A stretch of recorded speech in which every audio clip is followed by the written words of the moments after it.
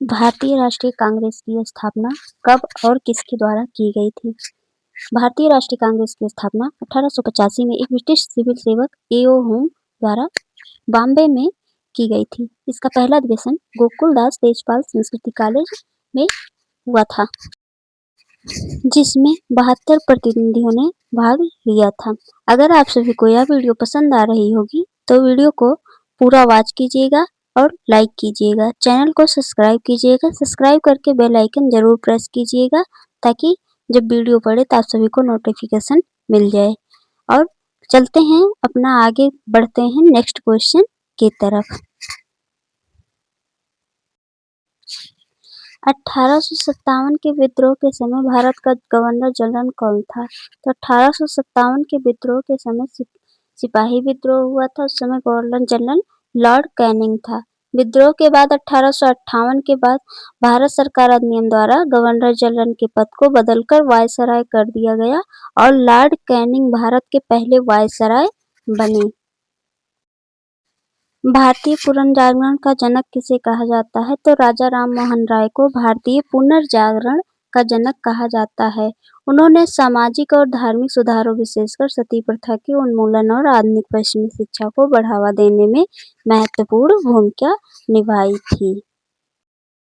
सत्यशोधक समाज की स्थापना किसने की थी और कब? सत्यशोधक समाज की स्थापना ज्योतिबा फूले ने की थी। 1873 में महाराष्ट्र में की थी। इस संगठन का मुख्य उद्देश्य दलितों और महिलाओं के उत्थान की शिक्षा के लिए काम करना। इंकलाब जिंदाबाद का नारा किसके लिए लोकप्रिय बनाया गया? यह नारा भगत सिंह ने लोकप्रिय बनाया था। हालांकि इसे मूल रूप से मौलाना हजरत मोहानी ने 1921 में पढ़ा था। भगत सिंह और बटुकेश्वर दत्त ने 1929 में केंद्रीय विधानसभा में बम फेंकते समय इस नारे का प्रयोग किए थे। जलियांवाला बाग हत्याकांड कब हुआ था? जलियांवाला बाग हत्याकांड 13 अप्रैल 1919 को अमृतसर में हुआ था। ब्रिटिश सेना ने कमांडर जनरल डायल ने निहत्थे लोगों की भीड़ पर गोलियां चलवा दी थी। इसके शोक में रविन्द्रनाथ टैगोर ने नाइटहुड की उपाधि को त्याग दिया था। महात्मा गांधी ने भारत में अपना पहला सत्याग्रह कहाँ शुरू किया? महात्मा गांधी ने भारत में अपना पहला सत्याग्रह के सिद्धांतों का पहला प्रयोग चंपारण, बिहार में 1917 में किया था। यह आंदोलन नील की खेती करने वाले किसानों के शोषण के विरुद्ध था, जिसमें राजकुमार शुक्ल गांधी जी से मुलाकात किए थे और यह विद्रोह चंपारण सत्याग्रह चलाने का प्रावधान रखा था।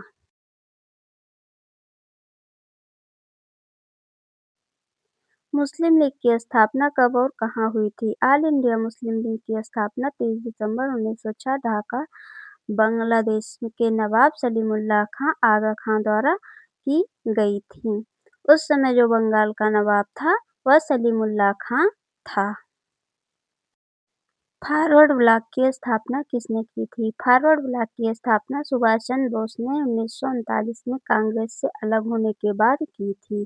कांग्रेस का त्रिपुरी अधिवेशन जो है वह उसकी अध्यक्षता सुभाष चंद्र बोस ने की थी। डिस्कवरी ऑफ इंडिया पुस्तक के लेखक कौन है? इस पुस्तक के लेखक पंडित जवाहरलाल नेहरू हैं। उन्होंने इसे 1942 से 46 के बीच अपने कारावास के दौरान लिखा था। भारत का पहला वायसराय किसे नियुक्त किया गया था? तो 1858 के भारत सरकार अधिनियम के बाद लॉर्ड कैनिंग को भारत का पहला वायसराय नियुक्त किया गया था।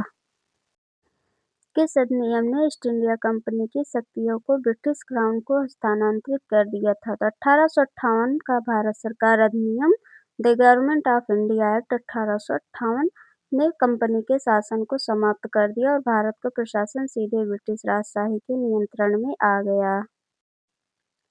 गरीबी और गैर ब्रिटिश शासन भारत में पुस्तक किसने लिखी? Poverty and the un-British rule of India. तो यह पुस्तक दादा भाई नौरोजी ने लिखी है। धन से धन का निकासी के सिद्धांत का विश्लेषण किया गया, जिसमें बताया गया कि कैसे ब्रिटिश शासन का आर्थिक शोषण किया जाता था। अगर आप सभी को हमारी यह वीडियो पसंद आ रही होगी तो लाइक कीजिएगा, चैनल को सब्सक्राइब कीजिएगा, खूब ढेर सारा प्यार दीजिएगा। Thanks for watching, bye bye.